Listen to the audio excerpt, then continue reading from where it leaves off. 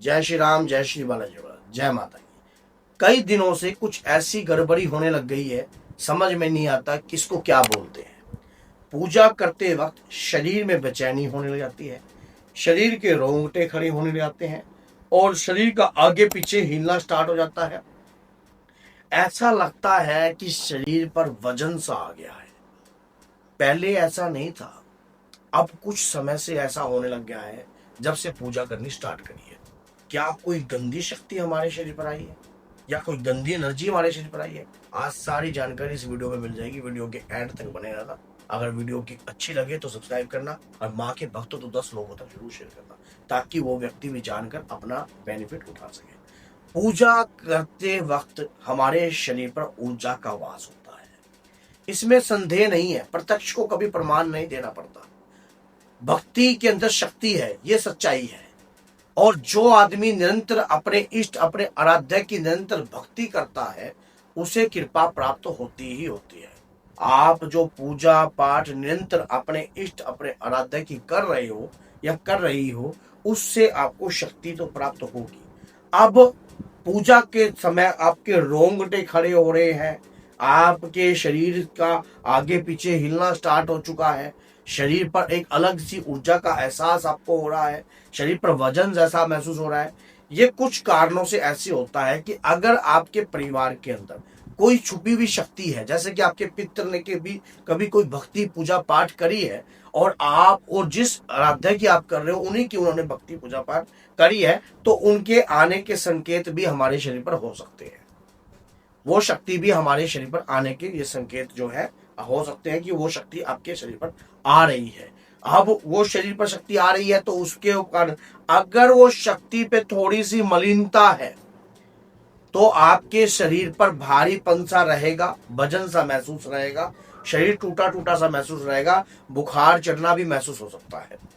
अब उसके दौरान जे अगर कोई ऊर्जा सात्विक तौर पर पावर रूप में है तो शरीर के रोंगटे खड़े करती है, ऊर्जा महसूस होती है अपने आप में कि शक्ति एक शरीर पर आ गई है, एक तेज सा शरीर पर आने लग जाता है। कोई भक्ति के अंदर अपार शक्ति होती है और माँ दुर्गा की अगर आप भक्ति कर रहे हो, माँ काली की अगर आप भक्ति कर रहे हो, कुल श्रेष्ठ देवी की अगर आप भक्ति कर रहे हो, तो इस प्रकार की ऊर्जा के आने के स्पष्ट तौर के संकेत यही है कि शक्ति आपके शरीर पर आ रही है। और जब शक्ति आपके शरीर पर आ रही है तब जाकर ऐसी प्रक्रिया शुरू होती है। अब हमें ऐसा लगता है, जैसे जब ऐसी स्थिति हमारे साथ होती है, हमें कुछ ऐसा लगता है कि हमारे शरीर पर कोई, हम अचंभे हो जाते हैं क्योंकि हमें नॉलेज तो होती नहीं कि पॉजिटिव है या नेगेटिव है। ये जानने के लिए आपको स्वयं महसूस होता है, जब कोई शक्ति हमारे शरीर पर आती है तो हमारे हृदय में उस शक्ति के बारे में अपने आप एहसास उत्पन्न होने लगता है। क्योंकि पूजा पाठ करने से हमारी ज्ञान इंद्रियां जागृत होने लगती हैं और उन ज्ञान इंद्रियों से हमें संकेत प्राप्त होते हैं। ज्ञान इंद्रियां की कैसे, जैसे आप पूजा करते हो, आप प्रतिदिन पूजा कर रहे हो और पूजा के दौरान ये कार्य हो रहा है, तो आपके मन में अपने आप आएगा कि ये शक्ति ही है, क्योंकि उसकी फीलिंग आपको महसूस होगी, आपकी ऊर्जा महसूस होगी। रोंगटे खड़े होना, माँ दुर्गा का नाम लेते ही रोंगटे खड़े हो जाते हैं, आपको अंदर से एक रूह सी उठ के आती है बाहर, शरीर पर सवारी जैसा महसूस होने लग जाता है आपको कि शरीर पर माँ दुर्गा का नाम लेते ही, और मन करता है कि माँ की मस्ती में नाचूं। अब कई लोग जो है जगरातों में सोच लेते हैं कि अभी किसी के ऊपर माँ आ गई। नहीं, जरूरी नहीं है कि माँ, सब माँ नहीं आती किसी के ऊपर, माँ की तरंगे आती हैं, माँ की तरंगे आती हैं व्यक्ति के ऊपर।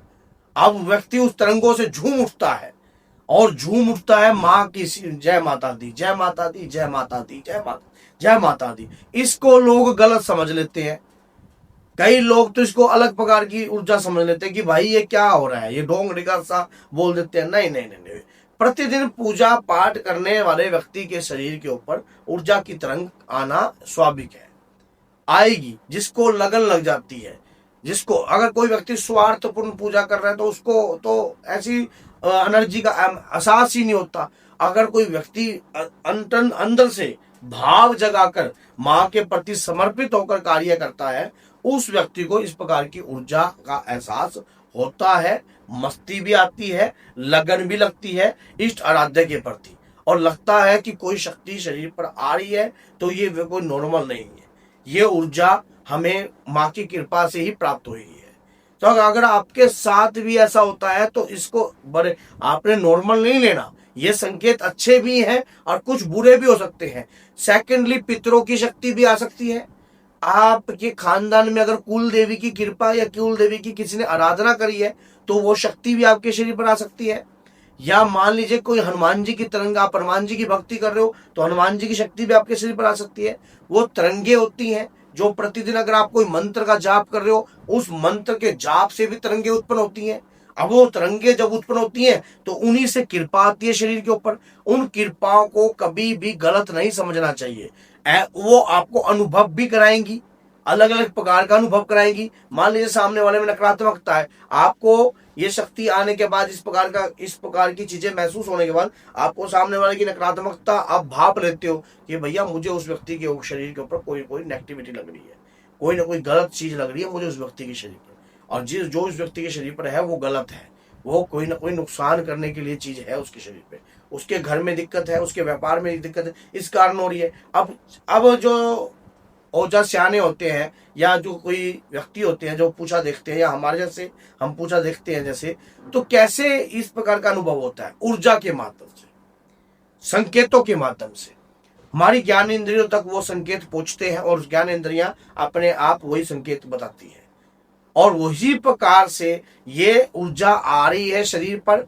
ये तभी आ रही है जब आपकी भक्ति, पूजा पाठ नियमित रूप से आप प्रतिदिन कर रहे हो। तो अगर आप पूजा पाठ प्रतिदिन नहीं कर रहे हो तो ऐसे संकेत कभी भी नहीं आते। ऐसे संकेत ना व्यक्ति को महसूस होते हैं, ना कभी वो संकेत आपको आते हैं। अगर आप प्रतिदिन पूजा करते हो तभी ये संकेत आपको आते हैं। अगर आप भी चाहते हो इन संकेतों को जानना अच्छे तरीके से, तो सच्चे एक ठंडे दिमाग से एक बार सोच के देखना कि जब आप पूजा नहीं करते तब ऐसा कुछ नहीं था, अब पूजा कर रहे हो तो दो एनर्जी सबसे पहले आती है पूजा करने से।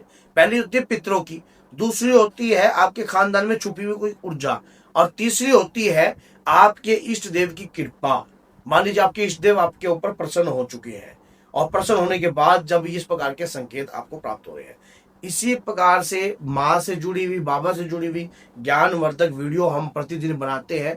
इन वीडियो को अधिक से अधिक शेयर कीजिए, लाइक कीजिए, और ताकि धर्म का प्रचार हो सके और माँ दुर्गा का प्रचार हो सके। अब जो व्यक्ति प्रतिदिन पूजा करता है उसका विश्वास और भी मजबूत हो सके।